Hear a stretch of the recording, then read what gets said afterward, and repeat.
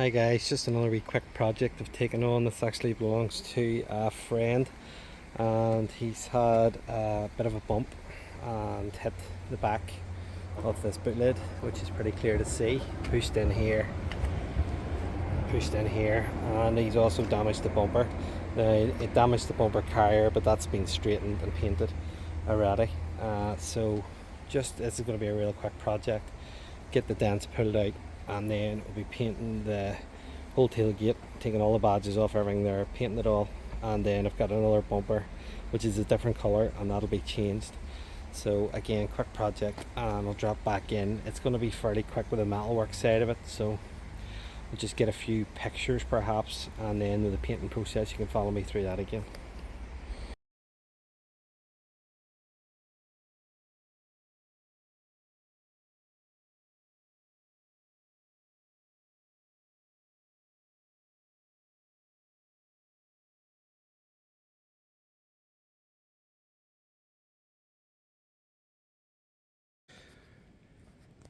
Right, welcome back to the Freelander, and what you've seen in the pictures was just the boot lid getting straightened out.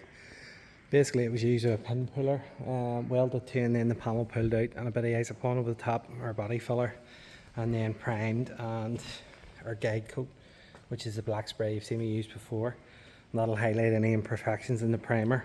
So I'm going to get to rubbing this down and getting it prepped, and then we'll be painting the tailgate. I've got to take off these badges and also the stickers, and we'll pull that trim off in the boot lid, and then it's going to be a case of painting the boot lid and painting the back bumper. It's a red bumper he's got me, so it'll be a colour change.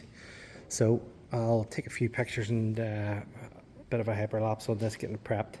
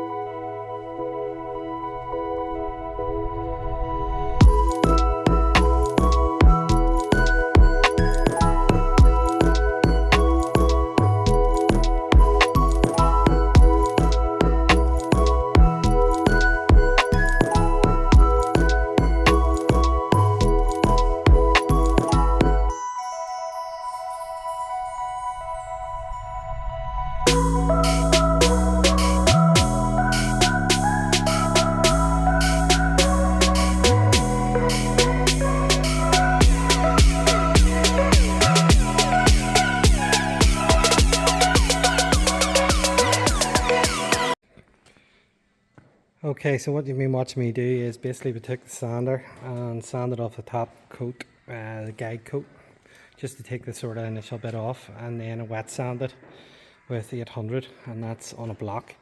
And I actually just taped off the lines here to rub them as well to make sure that the lines stay good. Now it has burned through a wee bit there, as you can see, and I have a wee bit over here, and I'll reprime them before I do it, or else the paint could actually react and cut through there. So also then it's grey Scotch-Brite, so that's the grey wee scratch pads. You can see actually have, it's just a wee rough pad, so grey or red. Grey is a less severe one, and that actually takes the shininess off the paint and scuffs it ever so slightly, allows the paint to grip. A whole lot of times you'll see bumpers and wing mirrors and things that people have colour coded themselves, and if you paint over shiny paint, it won't take, it'll just peel off, and that's what happens. So that's that, pretty much ready to go. We'll have a go at taking this Landrover trim off. I have a funny feeling, he told me somebody had been there before and messed about with it, so we'll see whether that's stuck on or screwed on as it should be. It might just be staying there because this is an older Jeep, and the guy should be happy to get it back, so he wants me to put it through as quick as possible without having to pull bits and pieces off and replace things. So next step's going to be just really quickly with the sander again, rubbing this down, taking the red off, and then this will get a coat of primer, and obviously we'll tape off this black part at the bottom, and it'll stay the textured black finish that's on it. So do that next, and then move it towards the paint booth.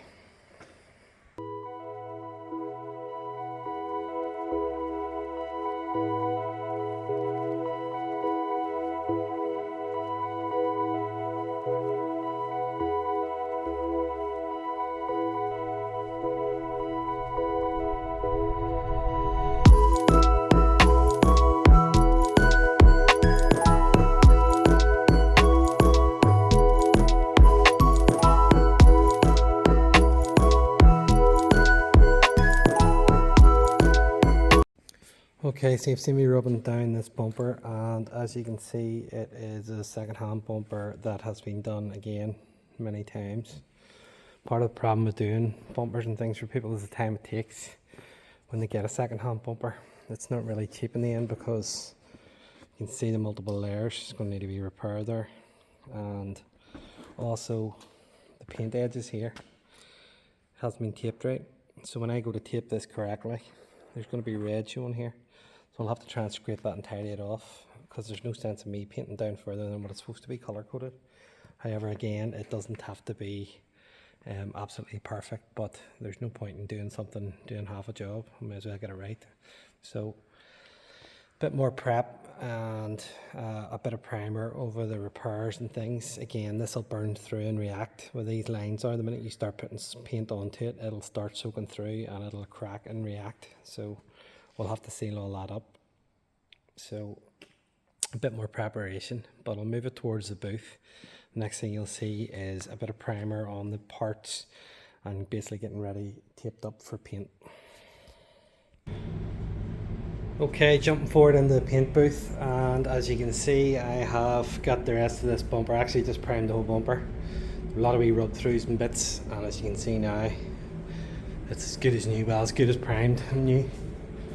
Ready to take colour, and also the bits that have burned through here. So this is a new foam, plus I'm sort of restricted for space, so this time I'm just going to keep breaking in and show you the different coats, a couple of layers.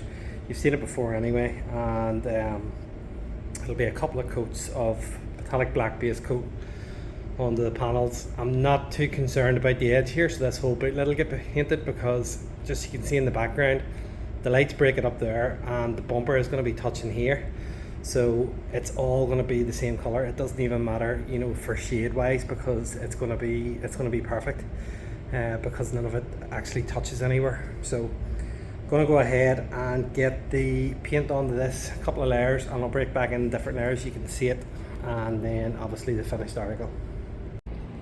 So excuse the mask as usual, but just painted. So a couple of coats of black on the panels. You can see it's already looking the part. So I'm going to let this dry off a wee bit. I'm actually going to put another couple of coats because I've got plenty of paint here. It's a nice metallic, so I'll put another couple of coats of the colour on, then a drop coat to spread the metallics, and then a couple of coats of 2-pack lacquer over the top. So that's it for the base coat. You'll not see anything any different. I'll come back in again once it's lacquered. Okay, so jumping ahead again, and I have the bumper painted and the bootlet all painted. As you can see, it's come out very slick. So next stage of this repair will be letting this dry and then moving forward to give it a bit of a colour sand. You still always get a couple of wee specks. The likes of here, you can see there's a couple of wee tiny faint marks. You'll always get that. There's wee specks of dust and different bits and particles. So bit of a colour sand, we'll take that out and then put it all back together. But as you can see, it's very shiny and nice. So that's the end of the painting side of it, and next stage you'll see is cutting back in to get the paintwork colour sanded and the rest of the parts built up.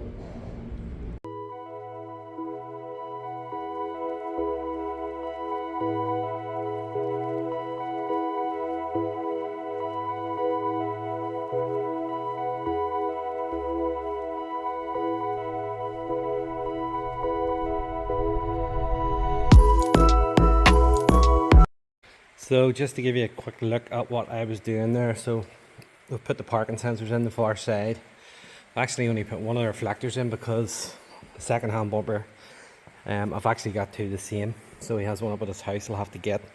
So next is going to be to put the bumper on and the parking sensor loom. Very simple. Basically they just push in to the back of each sensor holder, and then you have a multi-plug on the side.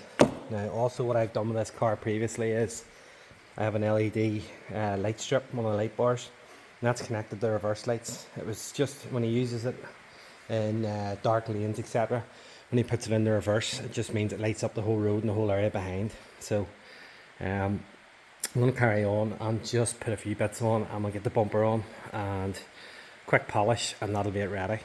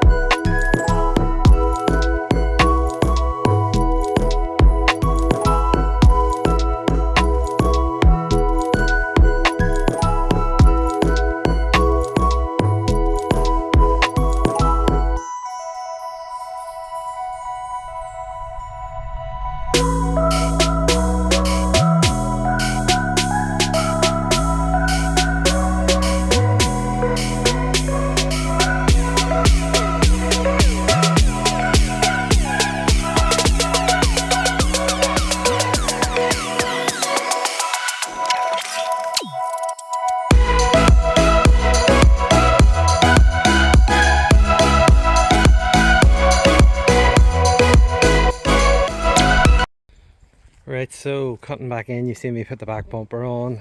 Also had a wee bit of an issue with wiring the tail light, as the guy that removed it had sort of left a bit too little wire, which created a bit of an issue. Took a bit of time, but as you can see, turned out perfect.